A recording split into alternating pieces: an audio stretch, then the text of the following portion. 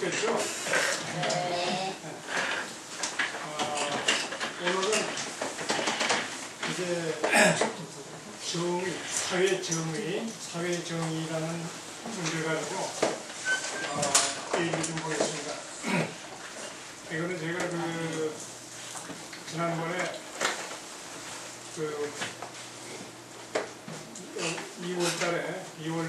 2월달에 원예 토론회라고 우리 민주주의 정치개발연구소에서 주관한 토론회가 있었는데, 그때 제가 발표한 그런 내용입니다. 그래서 오늘 이거 가지고 이제 쉽게 좀 어떻게 말씀을 드려야 되는데,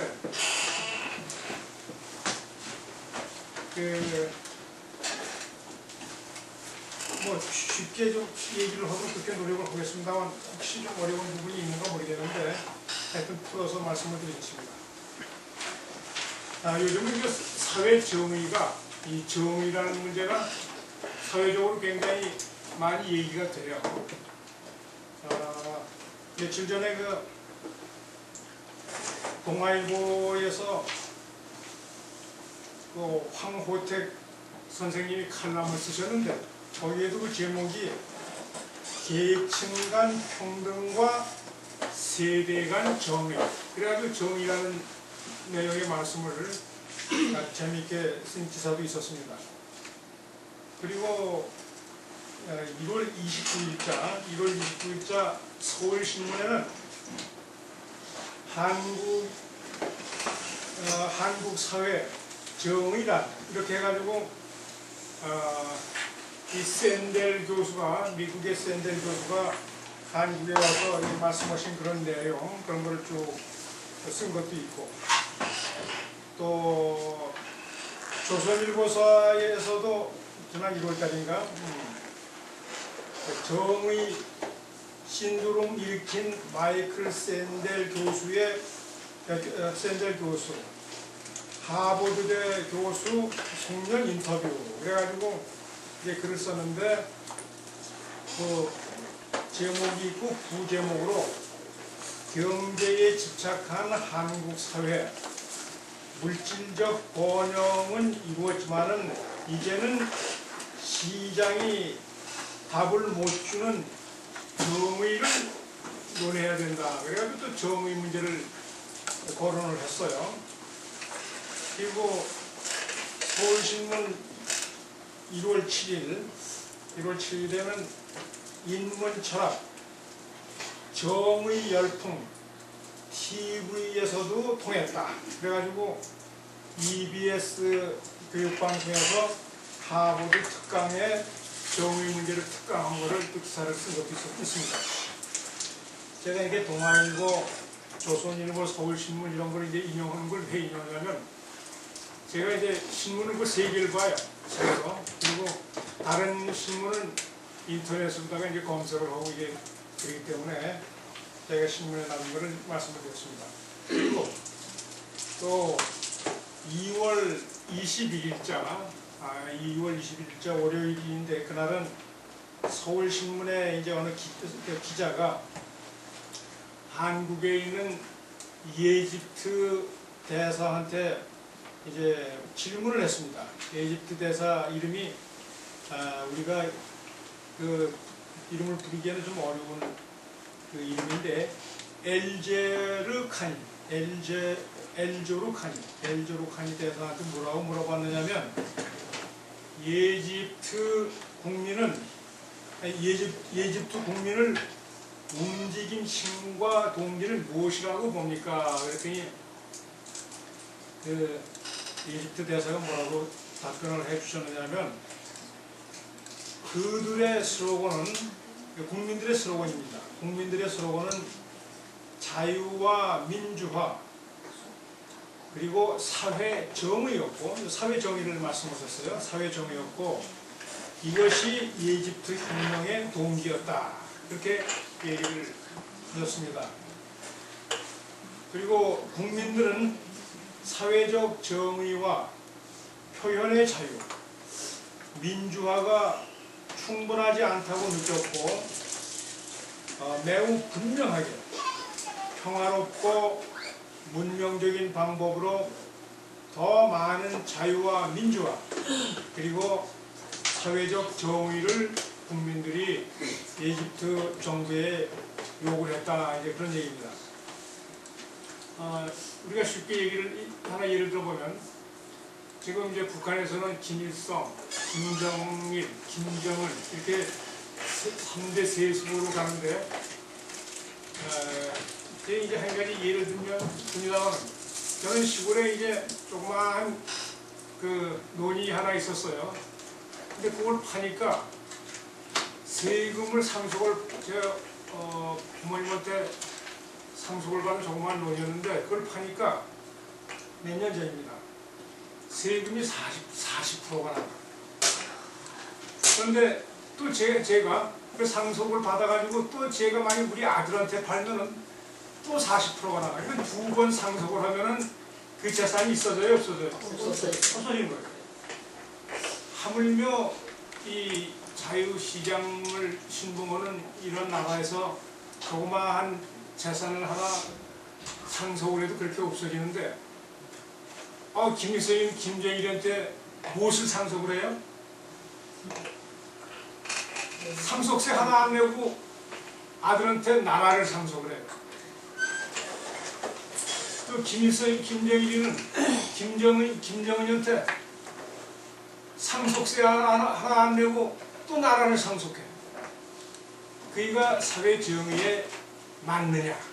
그게 안 맞는 얘기죠. 이게 북한의 자기네들이 얘기하는 조선민주주의 인민공화국이 김정일이 나갑니까? 자기가 정권 잡았으면 정권 잡은 동안만큼 하다가 또 다른 사람한테 넘겨주고 해야 되는데 사회주의 국가에서도 유독 김정일이만 이렇게 3대 세습을 하는 거 보면은 그 사회 정의와 매우 어긋나는 처사다. 이렇게 우리가 정의를 내릴 수가 있죠. 그래서 이 사회 정의를 우리가 공부하는 것이 그런 내용을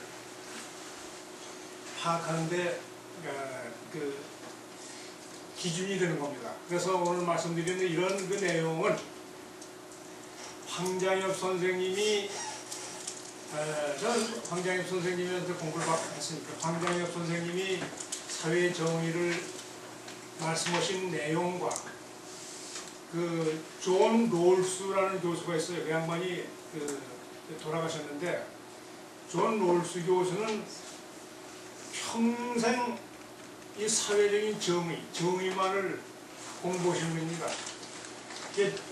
나는 그 존 롤스가 쓰신 그 책도 우리 집에 있는데 그건 페이지 수가 한 780페이지쯤 돼요. 샌델 교수가 쓴 책은 한 400페이지 됩니다. 거의 책의 두께 가지고 얘기한 건 아니지만 요즘 샌델 교수가 이제 하버드 대학 교수 여기 오셨었는데 그 양반도 아주 세계적으로 유명한 사회 정의의 석학이시고 존 롤스도 아주 유명한 교수인데 이 존 롤스가 말씀하신 그 내용과 황장엽 선생님이 말씀하신 그런 사회 정의의 내용을 중심으로 이제 오늘 말씀을 드리려고 한 겁니다. 지금 내가 여러 가지 서론으로 신문의 기사 이런 것을 예를 들었습니다만 정의는 인간이 개인적으로나 사회적으로 갖는 가장 중요하고 기본적인 가치이고 아주 기본적인 이념이다. 그런 얘기입니다. 그래서 과거에 많은 철학자들은 정의를 인간의 최고의 덕목으로 생각을 했어요. 정의.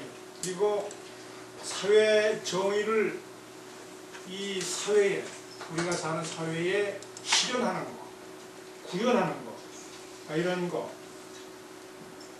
이런 것을 최고의 우리 인간이 해야 할 과제다. 이렇게 생각을 해왔던 겁니다. 그래서 우리 인류의 역사는 사회 정의를 향한 역사이기도 하다 그런 겁니다.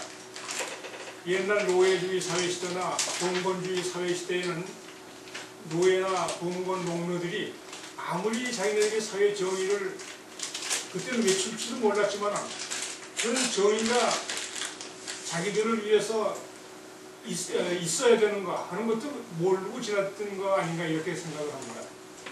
그러나 인류의 역사는 이제 가면 갈수록 사회 정의를 향한 역사다 이렇게 볼 수가 있는 거죠. 인간 사회가 동물적 사회에서 벗어나게 된 것도 인간의 이러한 정의를 지향하는, 정의를 향하는 그런 역사였다고 말할 수가 있는 겁니다. 근데 오늘날도 사회 정의는 제대로 실현되고 있지 못하죠. 요즘 보면은 리비아 사태를 봐도 사회 정의가 실현되지 못하고 있고, 또 제가 말씀드렸습니다만 북한에도 그렇고, 또 작게는 한국 사회에도 사회 정의가 아직까지 실현되지 못한 것이 많이 있습니다. 작게 보면은 이 마르크스에 의해서 창조된 사회주의가 그때는 나름대로 도덕적 정당성이 주장이 있었음에도 불구하고 현실적으로 보면 사회주의는 이제 패망을 했죠. 아주 퇴조하고 말았습니다. 소련식 사회주의 체제의 붕괴의 중요한 역사적 교훈은 선생님이 말씀하신 건데, 황재엽 선생님이 민주주의적 평등의 원칙, 사회 정의의 원칙을 앞세우지 않고 그냥 무조건 다 같이 잘 살아야 된다. 이러한 집단주의적 이 평균주의를 실현하려고 했기 때문에 다 같이 못 살게 되고 망했다. 이렇게 이제 황재엽 선생님은 보시는 겁니다. 옛날에 중국에서 공산혁명이 일어날 때 제가 중국에서 사는 사람 얘기 들었는데, 돈 있는 사람들을 이제 노동자 농민 프롤레타리아 계급이 부르주아 계급을 타도해야 된다 해가지고 중국 사회에서 잘 사는 사람들을 쭉 불러다가 씌워놓고, 양쪽에는 이제 공산당도 시킨 거죠. 양쪽으로는 이제 노동자 농민들을 쭉 씌워놓고, 그 가운데로 두 줄로 씌워놓고 그 가운데로 잘 사는 이제 지주 같은 사람들 이제 지나가라 이렇게 해놓고 몽둥이를 때리고 별 짓을 다 했다는 거예요. 그리고 그 사람들이 갖고 있는 재산을 다 뺏었는데, 그래도 나중에 보니까 다 뺏겼는데도 재산 하나 없이 다 뺏겼는데도 나중에 보니까 잘 살던 사람들이 또 다시 잘 살게 되더라. 그런 얘기를 하는 걸 들었습니다. 그건 뭐냐면, 아무리 평등하게 사회를 이끌고 나간다 하더라도 사람의 개인적인 능력에 따라서 잘 사는 사람이 나올 수밖에 없고 좀 못 사는 사람이 나올 수밖에 없고 그런 겁니다. 그래서 그 사회의 모든 사람들 다 같이 평균주의로 이렇게 만든다는 것은 역사의 교훈을 봐도 그것은 불가능하다 이렇게 볼 수가 있었던 거죠. 그래서 과거의 소련은 그 집단적 평균주의 이것을 한다고 이제 함으로써 결국은 잘못된 것을 알 수가 있다 그런 얘기입니다. 그렇다고 해가지고 선생님께서는 아직 자본주의가 일방적 승리를 외치기에는 아직도 문제가 많다. 우리나라에도 이 사회적인 정의가 아직 다 실현되지 못한 것이 많이 있다. 그런 말씀을 하셨습니다. 오늘날 우리나라의 일부 사람들은 선생님께서 말씀하시는 걸 보면 사회적 의무, 자기가 해야 할 사회적 의무는 거부하고 너무나 자유방임주의로 나가고 있는 시점이다. 예를 들면은 양심적 병역을 양심적 병역을 거부하고 거부를 주장하는 사람도 나타나고, 또 이기적인 집단주의. 우리 동네는 이 불구 신체 부자유자들을 이렇게 교육시키는 학교가 들어오면 우리 동네 집값이 내려간다. 그래 해가지고 그런 학교도 못 들어오게 하고, 우리 동네 근처에는 과장장이 들어오면은 또 집값이 내려가니까 그것도 안 된다고 얘기하고, 우리 동네 근처에는 뭐 쓰레기 소각장이 들어오면 안 된다. 그래가지고 그걸 이제 결사적으로 반대하고, 이런 것들이 우리가 많이 보지 않습니까? 이런 것들이 어떻게 보면은 크게 보면은 자기의 집단적 이기주의, 자기만 잘 살면 된다, 남이 어떻든 이렇게 생각하는 그런 경향을 보더라도 우리나라가 사회 정의가 아직도 실현되려면 시정해야 될 점이 많이 있다, 이런 말씀을 선생님께서는 하셨죠. 이 사회 방임주의는 사회 정의의 원칙과는 아주 근본적으로 배치되는 이기주의의 이기주의의 표현이기 때문에 이러한 것은 용납할 수가 없다. 우리 선생님이 그런 말씀을 하셨습니다. 또 집단 이기주의도 사회 공동의 이익과 배치되는 아주 비민주적인 그런 경우입니다. 그리고 불법 파업. 여러분들 쌍용 자동차 보셨죠? 쌍용 자동차가 죽어라 하고 파업을 하다 보니까 쌍용 자동차가 거덜난 거죠. 지금 어떻게 뭐 이제 좀 소생을 해서 다시 재건을 한다 하지만 이미 현대 자동차는 세계적인 기업이 되는데, 지금 쌍용 자동차는 불법 파업 이런 거 하는 다음에 거기에 근무하던 그 종사자들 전부 퇴직하는 바람에 그 집안의 경제적인 살림 형편은 어떻게 됐겠습니까? 그 거덜난 거죠. 그렇기 때문에 이런 불법 파업, 이런 것도 보면은 사회 정의에 반하는 것이다, 그런 말씀을 하시고, 선생님께서는 그 불법 파업 같은 거 아주 그거를 제일 싫어하셨습니다. 그렇기 때문에 이러한 정의의 문제는 우리 민주주의 사회에서 옛날 과거 소련 사회의 경험을 우리가 보았지만은, 그렇다고 해가지고 자본주의 사회는 사회 정의가 완벽하냐 하면 그런 것만은 아니다, 이런 말씀을 하셨습니다. 그러면 이제 사회 정의의 이 개념, 사회 정의의 개념을 이제 원래 이 사회 정의라는 말은 그 어렵게 사용되는 그런 용어는 아닙니다. 정의라는 개념은 원래부터 이 학술적인 그러한 용어라기보다 보통 사람들이 일반적으로 사용하는 그런 용어였죠.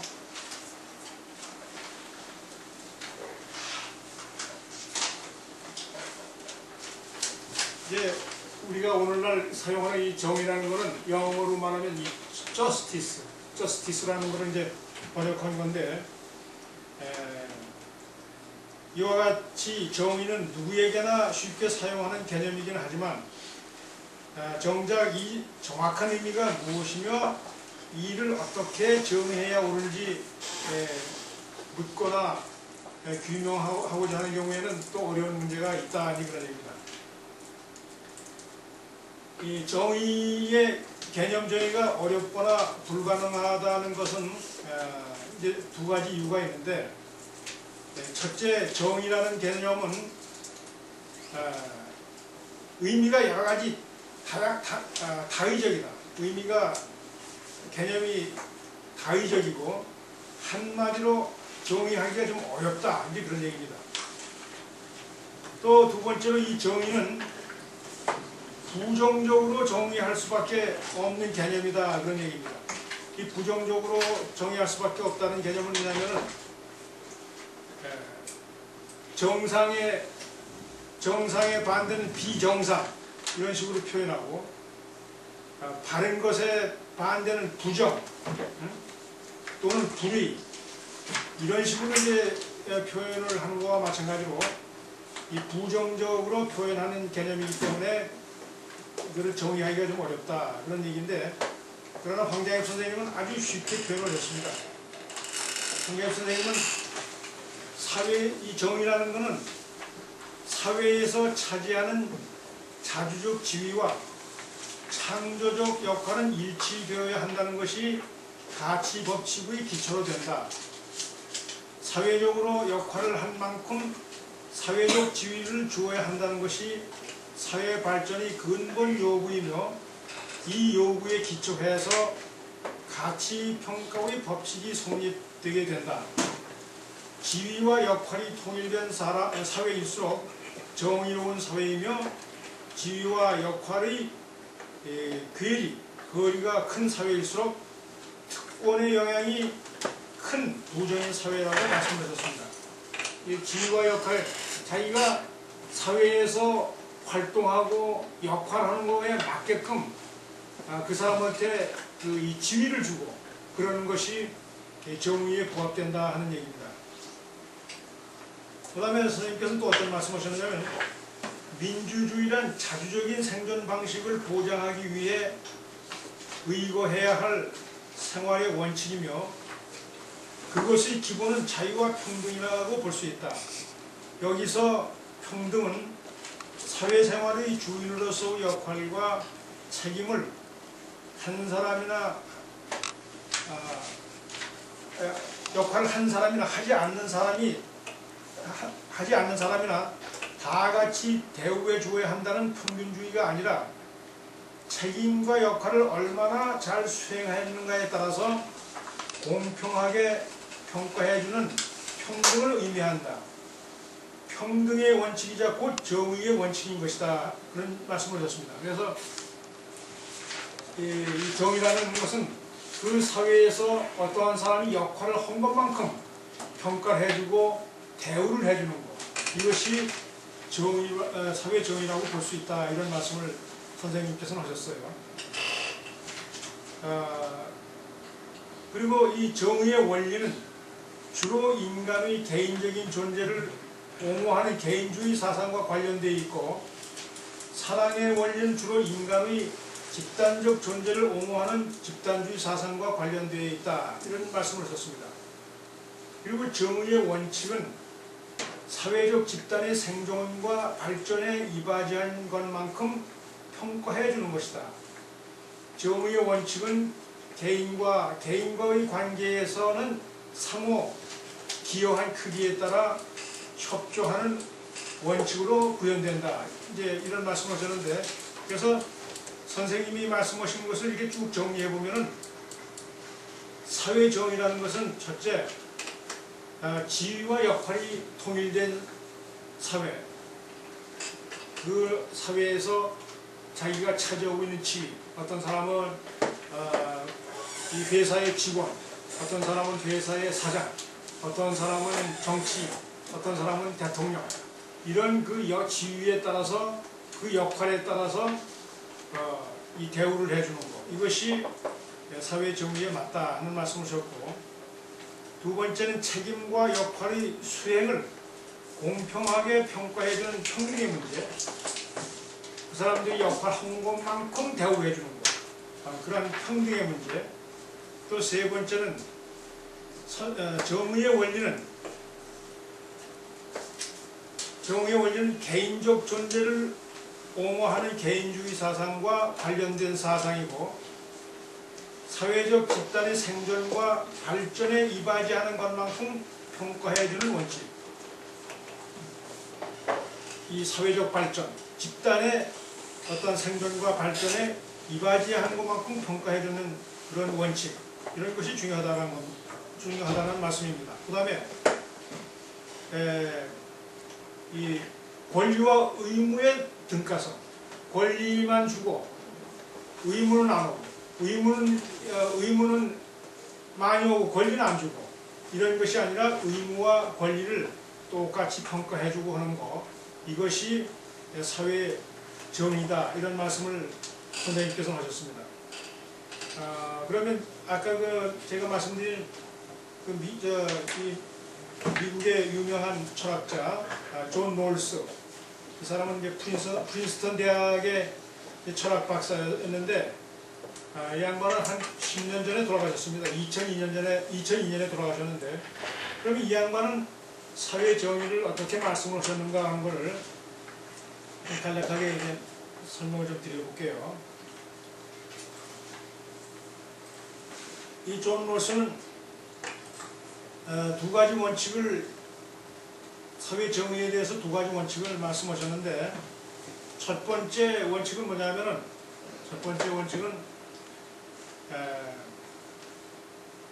이 광범위한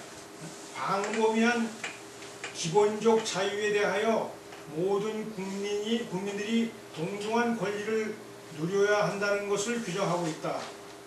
여기서 말하는 기본적 자유라는 것은 정치적 자유, 언론과 결사의 자유, 양심의 자유와 사상의 자유, 심리적 억압과 신체적 폭력 및 절단을 포함하는 인신의 자유, 사유재산을 소유할 권리와 법의 지배라는 개념이 규정하는 이유 없는 체포가 구금으로부터의 자유 등으로서 민주주의 사회의 평령과 일치하는 것이다. 이것을 사회적 정의라고 말씀하셨습니다. 제가 북한 총남이라고 하는 책을 보니까 북한의 그 헌법에는 어떻게 됐나 봤더니, 북한의 헌법에도 보면은 여기서 얘기하는 이 언론과 결사의 자유, 뭐 양심의 자유, 사상의 자유, 그런 건 다 있어요. 헌법은 뭐 틀림없이 해놨습니다. 그런데 그 사람들은 그것보다도 노동당 규약이 더 우선이고, 노동당 규약보다는 김정일의 말이 더 우선이기 때문에 실현이 되지 않는 거예요. 그리고 또 그 사람들 보면은 뭐 재판이 필요 없죠. 그 선생님께서도 제일 재미있는 말씀 많이 하셨는데, 공순경 회장님이라고 아시죠? 공순경 회장님. 그 양반이 이제 탈북자 동지회 회장이시고 북한민주화위원회 지금 회장이신데, 선생님께서는 이제 농담 삼아 어떤 말씀을 하셨느냐면은, 홍순경 회장한테 동 회장은 김성대학 법학부를 나왔는데, 이 법학부는 아무 쓸데없는 공부를 한 것이 법학이라고. 법학을 해봤자 법대로 재판을 하지도 않고, 법학을 해봤자 북한에서는 그 법이 통하지 않고 오직 김정일의 말로만 통하는 그런 사회인데, 그 법이라는 게 아무 소용없는 그런 공부를 한 사람이라고. 이제 농담 삼아 그런 말씀을 하시면 우리 주위에서 이제 같이 얘기 듣던 사람들이 하하하고 웃고 이제 그랬는데, 거기에서는 그 법이 그렇게 이것저것 보장한다고 해놔도 그게 돼 있지가 않아요. 이건 정의로운 사회가 아니죠. 이 법에 심판이 없이 무조건 그 정치범 수용소로 끌고 가고 구금하고 쥐두새도 모르게 붙잡아가고,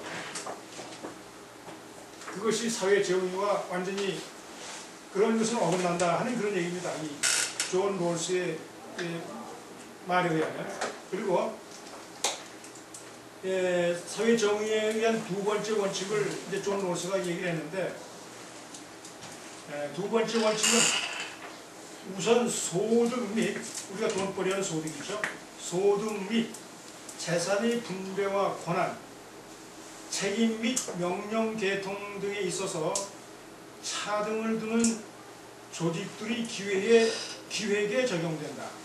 재산 및 소득이 반드시 균등해야 할 필요는 없으나 그것은 모든 사람에게 이익이 되도록 이루어져야 하며, 동시에 권한을 갖는 지휘와 명령을 내릴 수 있는 직책은 누구에게나 접근 가능한 것이어야 한다. 그런 얘기를 했는데, 이거는 뭐냐면 재산을 분배나 재산의 소득이 예를 들면 이렇게 균등하지 않고 차이가 있고, 어떤 사람한테는 좀 더 많은 것을 준다 하더라도 그것이 일반 백성들이 우리들한테도 균등하게 배분하는 것이 우리 일반인한테도 그렇게 하는 것이 득이 되고 우리 일반인한테도 그렇게 하는 것이 투명하게 보여져야 된다. 그런 원칙이라면 그것도 인정하겠다. 이제 그런 얘기입니다. 이러한 원칙들은 제1원칙, 그러니까 기본적인 자유, 예를 들면 언론과 결사, 양심의 자유 이런 것을 제1원칙이라고 하고 제2원칙은 그 재산 분배 이런 것들을 말하는 건데 제1원칙이 제2원칙보다 우선하는 서열적 순서로 배열되어야 한다. 그건 맞는 얘기죠. 기본적인 자유가 우선되어야 된다는 얘기죠. 여기서 순서를 매기는 것은 제1원칙이 요구하는 평등한 기본적 자유에 대한 신뢰가 보다 큰 사회적, 경제적 이득에 의하여 정당화되거나 보장될 수 없다는 것을 뜻한다고 하였다. 이 제1원칙은 어떠한 이유가 있든 간에 그것이 침해될 수는 없다 하는 그런 얘기입니다. 현대 사회에 있어서 심각한 문제가 되고 있는 것은 사람들이 받는 대우에 차등이 있다는 사실이 아니라 그 차등이 정당한 정도를 넘어서 있다는 것이다. 그리고 아까 좀 전에도 얘기했습니다만 우리 사회에서 문제가 되고 있는 것은 이 재산이나 모든 것이 차등이 되어 있는 그 자체가 문제가 아니라 부당하게 차등이 되어 있는 것. 예를 들면 이 고위 공직자가 어느 정부 기관에 앉아 있는데 서울 도시에 이제 무슨 도시 계획을 합니다. 몇 년도에 어느 쪽에는 어떠한 건물이 들어서고 거기는 어떻게 개발을 할 거니까 그 주위에 땅을 사면 이득이 있겠다. 그래가지고 그런 정보를 얻고 그런 정보에 의해서 그 옆에 있는 땅을 사는데 개발이 되니까 땅값이 많이 오른단 말이에요. 그래서 돈을 취득한다. 재산을 취득한다. 그런 것은 용납할 수 없다는 얘기죠. 재산 분배, 재산의 불균형은 있어도 그렇게 해서는 안 된다. 제가 아시는 교수님 한 분이 오래전에 자유중국 대만에 가서 연구소에 가서 연구를 했는데 거기 그 연구소에 가니까 가서 공부를 하다 보니까 돈 많은 한국 사회에는 그때 당시만 해도 돈 많은 사람을 손가락질했습니다. 그 손가락질했냐면 저 사람들이 저렇게 단시 내에 돈을 많이 번 것은 정경유착이라는 건 뭐냐면 경제인들이 정치하는 사람들하고 이렇게 밀착이 돼가지고 돈을 많이 벌거나 부동산 투자를 많이 해서 돈을 벌거나 그랬으니까 저 사람들이 돈을 많이 벌 것이다 해가지고 그때 당시에는 한국 사람들이 돈 많은 사람들한테는 좀 뒤에서 수근거리기도 하고 했어요. 근데 대만을 가보니까 전혀 그런 게 없더라 하는 얘기입니다. 그게 왜 그러냐? 대만은 돈 많은 사람은 돈 많은 사람들을 존경을 해주는데 왜 그러냐면 부정하게 돈을 벌지 않더라 이거예요. 부정하게 돈을 벌지 않으니까 저 사람은 저렇게 많이 벌어도 자기가 열심히 정당하게 사회적 정의에 입각해서 노력을 해서 돈을 벌었으니까 그걸 인정을 해줘야 된다. 그렇기 때문에 대만 사람들은 돈 없는 사람이 돈 많은 사람을 그렇게 손가락질을 안 하더라 하는 얘기예요. 물론 지금 한국 사회는 옛날보다는 많이 낮았습니다만 아직도 그런 면에서 보면은 문제가 많이 있습니다. 그리고 대기업에서도 보면은 이제 회장이 아들한테 기업을 상속하는데 상속세를 경영하게 누락을 시키는 거예요. 그런 것도 이제 부정한 방법이죠. 근데 제가 보기에는 우리나라 큰 교회에도 보면 돈이 많이 생기는 게 아닌가 하는 생각이 들어요.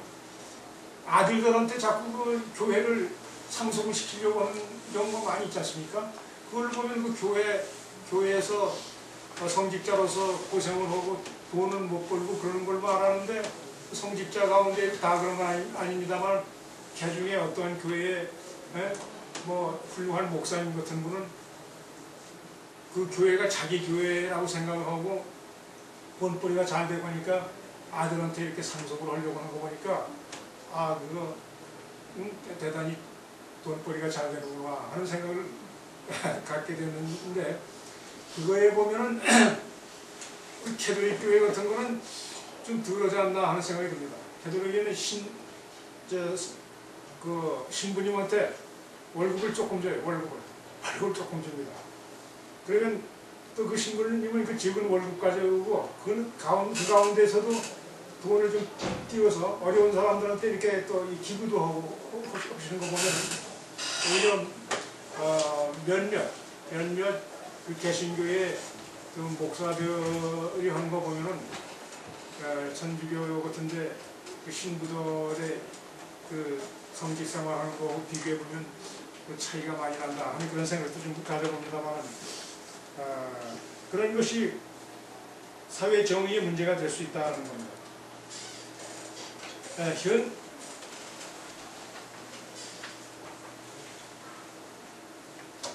이와 같이 그 존 롤스의 이제 말에 의하면 불평등이 정당성을 인정받을 수 있는 것은 불평등은 이제 사회적 지위의 불평등 또 재산의 어떤 불평등 이런 것이 사회적으로 인정을 받을 수 있는 것은 다음과 같은 조건이 만족되었을 경우에 국한된다고 했습니다. 첫째, 그 불평등으로 말미암아 그 사회의 모든 성원이 유리한 결과를 얻으리라는 것이 사리에 따라 경우의 사리에 따라 예견되어야 한다. 사회적으로는 지위의 불평등, 재산의 불평등도 우리 일반 백성들한테도 그 불평등이 이득이 된다. 무엇인가 이득이 될 것이다. 이런 것이 예견이 되어야 된다 하는 얘기입니다. 둘째 조건은 뭐냐면 그 불평등한 분배에 있어서 보다 큰 몫을 차지할 수 있는 지위나 직무는 모든 성원에게 공개되어야 한다 하는 겁니다. 불평등한 분배의 근거가 되는 지위나 직무는 기회균등의 원칙에 의하여 모든 사람에게 접근이 가능하여야 한다. 예를 들면 북한 사회에서 당의 중요한 그 간부가 되기 위해서는 신분이 굉장히 좋아야 되는데 예를 들면 뭐 옛날에 빨치산 운동을 했던 그런 신분이라든가 자기 선조가 또 항일 운동을 했던 그런 신분이라든가 근데 그렇게 신분 그런 거 따지지 말고 누구든지 능력만 있으면은 당 간부도 되고 누구든지 능력만 있으면은 시험에 합격해가지고 높은 자리에 올라가고 누구든지 창의력만 있고 머리만 잘 쓰면은 돈도 자본도 별로 없이 돈도 벌 수 있고 이런 사회는 정의로운 사회라고 볼 수 있다 하는 겁니다.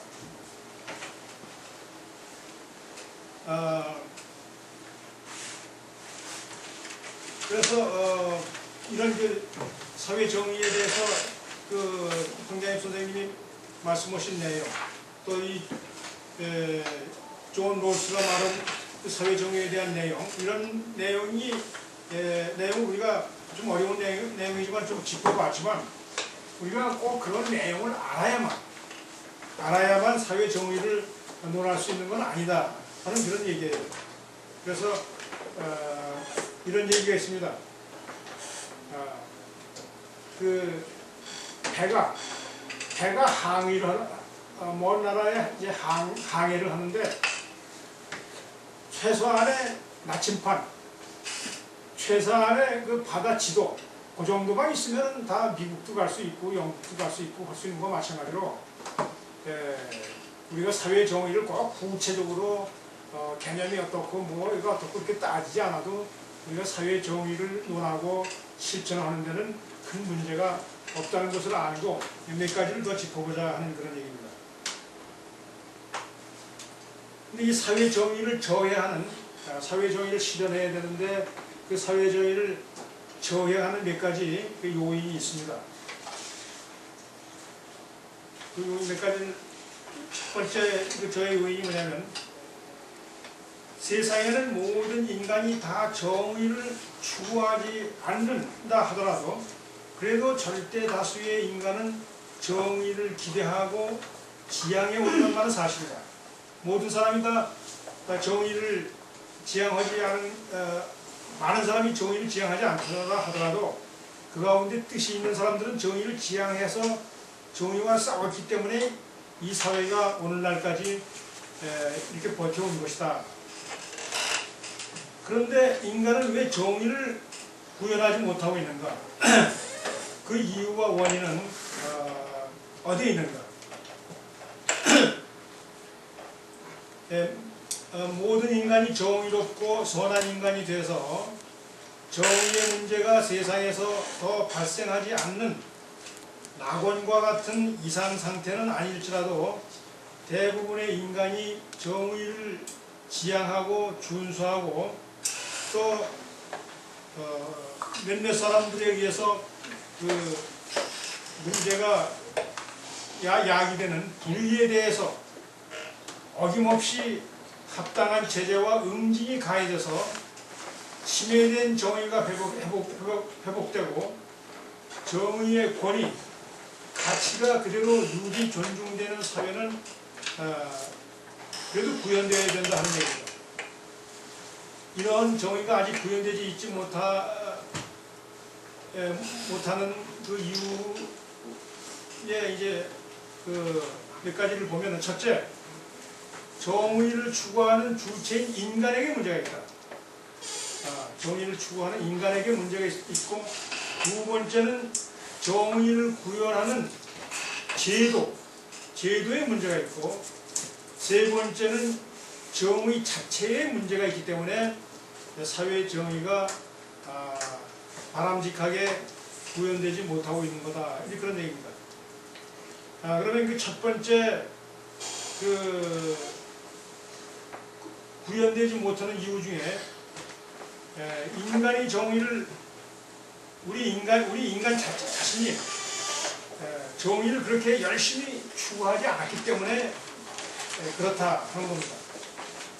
정의를 열심히 추구하지 않은 것은 정의를 추구해야 하는 상황에서 이 일을 제대로 추구하지 않고 방관하거나 외면하거나 또 끝까지 철저하게 추구하지 않고 도중에 포기하거나 타협하거나 단지 미온적으로 추구하는 것을 말하는 겁니다.